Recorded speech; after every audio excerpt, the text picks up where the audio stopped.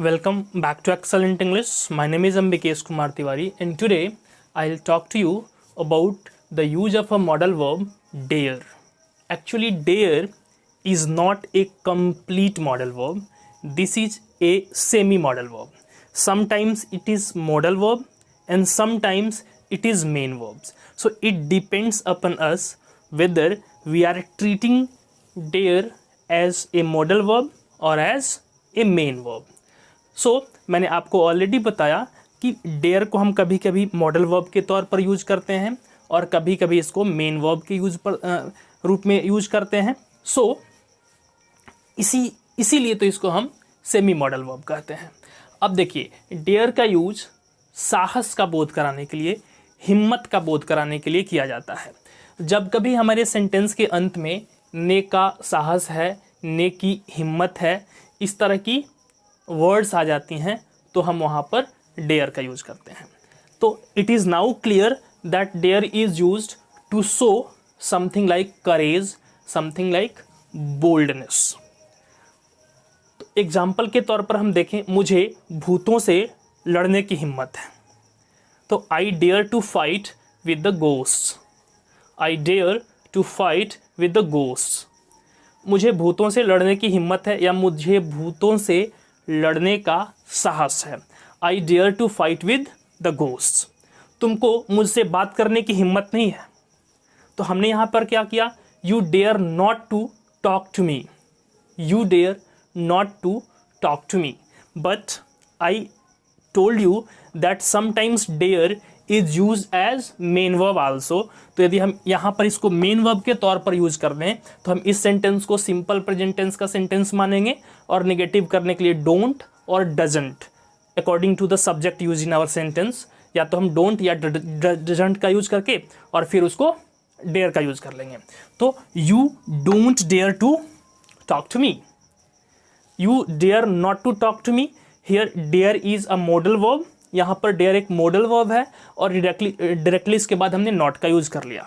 लेकिन जब हमने यहाँ पर डेयर को as a main verb use कर दिया ना, तो हमने क्या किया? एक हेल्पिंग वर्ब का यूज करना पड़ा हम लोगों को और हमने डोंट का यूज यहाँ पर किया. You don't dare to talk to you. But in both the sentences dare is use for the same expression, हिम्मत, साहस. इसका यूज हम एक्सप्रेशन वही है हमारा, हिम्मत और साहस का. सो नेक्स्ट, उसे नदी में छलांग लगा देने की हिम्मत है. उसे नदी में छलांग लगा देने की हिम्मत है. तो he dare to jump into the river. He dare to jump into the river. In this sentence dare is used as a modal verb. But in the next one, he dares to jump into the river. Here dare is actually not dare but dares. and dares जब आ गया, it means कि हम जब tense पढ़ रहे थे तो हम लोगों ने डिस्कस किया था कि whenever there is a sentence of simple present tense and that particular sentence is affirmative, then we have to add ses at the last of the verb if our subject is third person singular number. तो हमने क्या किया? यहाँ पर third person singular number के subject के साथ dare में एस लगा दिया. It means this is main verb. तो मेन वर्ब के तौर पर यदि हम डेयर को यूज करेंगे तो हम टेंस के सभी रूल्स को यूज करेंगे वहाँ पर.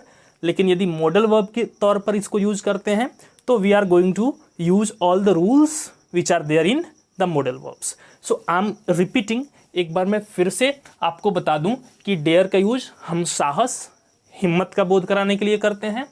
जहाँ कहीं हमारे सेंटेंसेस में, हिंदी वाले सेंटेंसेस में ने का साहस है, ने की हिम्मत है आ जाए, वहाँ पे हमें डेयर का यूज करना होता है. डेयर कभी कभी मेन वर्ब के रूप में यूज होता है और कभी कभी हेल्पिंग वर्ब के रूप में, हेल्पिंग मॉडल वर्ब के रूप में यूज होता है. So this video was about the modal verb dare.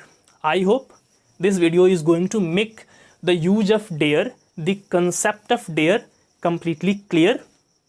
If you are there on my channel new, please subscribe the channel, like the videos.